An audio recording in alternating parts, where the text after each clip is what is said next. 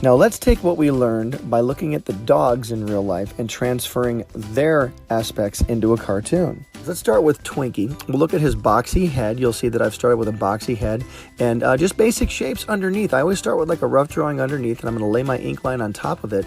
But we start with those simple basic shapes we learned by looking at him in real life. I've done a very simplified version of Twinkie. Like, you don't need to draw every single hair on his body to indicate that there is hair there. And you'll see that before I even drew the hair or anything else, I drew the basic construction of his body. You'll see the basic shapes I started with, and I add the details over them. These real life aspects come into play as we lay the construction drawing underneath and we put our detail drawing over it, starting with some simple line work, adding some simple splashes of color, and you can make a really fun cartoon out of the basic shapes you learned by looking at the dog in real life.